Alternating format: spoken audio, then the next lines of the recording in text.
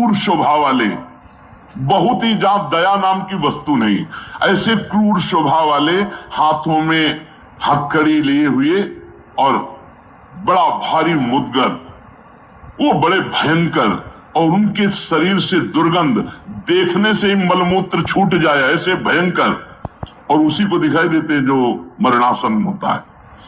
यमदूतों की दृष्टि पड़ते ही वो शरीराहंकारी जीव कांप पड़ता है। अब बोलने की हिम्मत नहीं, कफ पित्त वायु सब बिगड़ चुका है, कोई सहयोग देने वाला नहीं, सांस भी नहीं ली जा रही। अब उसका चित्त वहीं भ्रमण करेगा, मेरा पुत्र बचा ले, मेरी पत्नी बचा ले, मेरा परिवार। भगवान की तो याद जीवन में की नहीं, तो अब भगवान की अगर याद की होती तो ऐसी दुर्दशा नहीं होती। अब वो चीखने की कोशिश करता है पर आवाज नहीं निकलती, एक शब्द भी नहीं निकल, बार बार प्रयास करता है कोई मेरी रक्षा कर ले। इन भयावन 2 यमदूत होते हैं। उसका मल निकल जाता है भयवश, मूत्र छूट जाता है, मुख सूख जाता है, आंखें पलटने लगती हैं, सांस ऊपर को उठने लगती है, देखने की शक्ति नष्ट हो गई, भारी वेदना तड़पता हुआ वो शरीर को छोड़ता है। अब जैसे बोले कि शरीर तो यही छूट जाता है, दंड किसको मिलता है? तो आप स्वप्न में जब पीटे जाते हैं तो आपको पीटने का दुख होता है कि नहीं होता है? पीटने का दुख होता है, जगने के बाद पता चलता है वो झूठा होता है। शरीर तो स्थूल आपका सैया में सोया होता है, जब चाकू मारी जाती है ना तो वैसे अनुभव होता है, वैसे अनुभव होता है। तो ये जब स्वाप्निक शरीर में अनुभव हो गया, वो तो यम यातना देह पर्सनल, जैसे जेल की वर्दी मिलती है ऐसे एक शरीर मिलता है उस जीवात्मा को। मन बुद्धि चित्त अहंकार 5 ज्ञानेंद्रियां 5 कर्मेंद्रियों सहित उस शरीर में पैक कर दिया गया, उसका नाम यातना देह है। अब उसको उस शरीर से ले जाते हैं, यातना देह से। स्थूल देह तो यही छूट गया, सूक्ष्म शरीर कारण शरीर पैक कर दिया गया यातना देह में, जैसे स्थूल शरीर में। स्थूल शरीर छूट रहा, यातना देह मिली, वो सूक्ष्म होता है। अब वो सूक्ष्म होता है। अब ये माता पिता का गर्भजनित देह नहीं है, ये दंड विधान वाला है, ये कर्म जनित होता है, इसे यातना देह कहते हैं। यमराज के दूत फांसी लगाते हैं गले में, जैसे कुत्ते के नहीं डाली जाती है ऐसे, और पीछे से मुद्गरों की मार और घसीटते हुए ले जाते हैं। पीछे से ऐसी मार कि वो चीखता है, चिल्लाता है, पूरा अनुभव जैसे स्थूल शरीर में, ठीक वैसे ही उसमें मरना नहीं होता। बस एक खास बात होती है, क्योंकि स्थूल शरीर में मरना होता है, सूक्ष्म शरीर कारण शरीर जो यातना देह में, उसमें मरना नहीं होता। बहुत लोग कहते हैं शरीर तो यहां छूट गया, फिर नर्क स्वर्ग किसको मिलता है? अरे शरीर एक कोट की तरह उतार दिया गया, तू तो उसी में पैक है, अभी भूल मत कर। अब देखो दक्षिण दिशा की ओर उसे दौड़ाते हुए मारते हुए पीछे से ले जाते, और तप्त बालू, आग जैसी तपती हुई बालू, जैसे यहां कुश होते हैं ऐसे लोहे के कांटे होते हैं, उस पे चलना, कांटे फैले हुए हैं, कहीं लोहे की बड़ी बड़ी कीलें गड़ी हुई हैं, कहीं लोहे की कंकरीली ऐसी भूमि, लोहे के ऐसे सैकड़ों कांटे जैसी गुखरू जैसी ऐसी डाल दी गई है लोहे की, और अत्यंत कठोर, जब उसमें पैर रखते हैं भारी कष्ट, और पीछे से मार, वहां दया नहीं है। कहीं आगे भूमि आग जैसी जलती हुई, कहीं सैकड़ों गड्ढे जिनमें गिरा गिरा करके मारते हुए ले जाते हैं, और सूर्य भगवान इतने नजदीक से ताप देते हैं कि आग लगती है, वो सूर्य की किरणों से जलता है। ऐसे यमराज के उस मार्ग में घसीटते हुए यमराज के दूत ले जाते हैं, यमपथ, और बीच बीच में दूत उनको कठोर ताड़ना देते हैं, रोक रोक के, मरना है नहीं।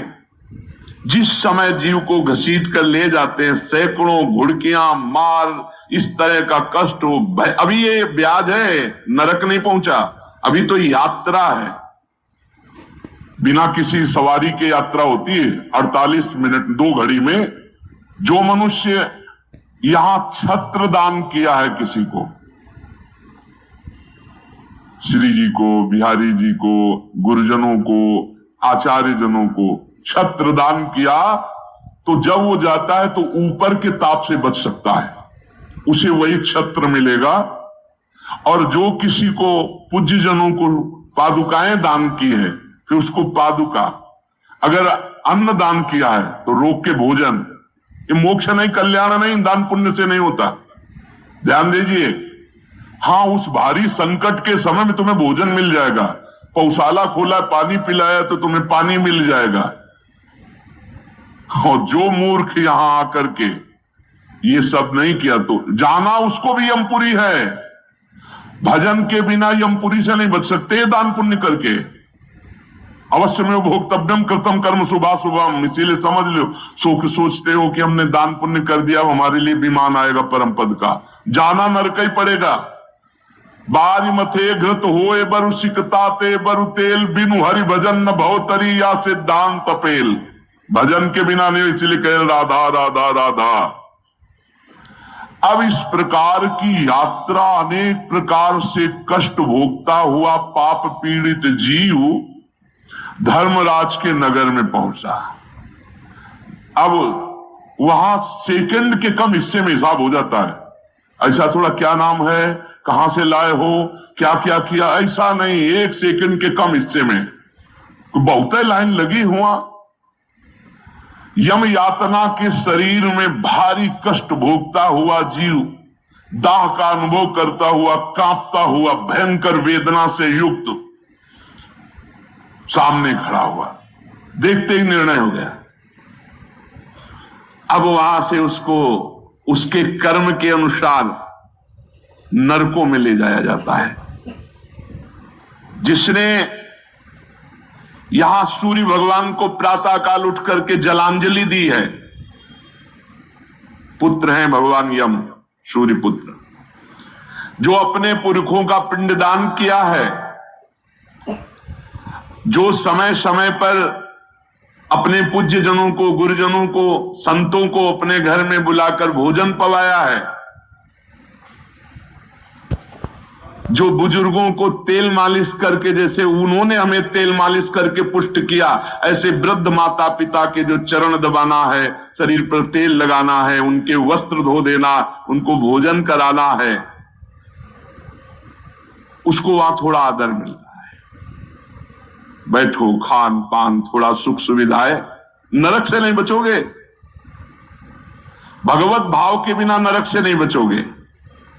जो जो उसने सेवाएं की है, वो सेवाएं, आए हो नरक के मार्ग में तो थोड़ा तेल मालिश हो जाएगा, खवा पिया दे जाओगे, थोड़ा शीतल जल पीने को मिल गया, खान पान की विश्राम की व्यवस्था थोड़ी समय के लिए।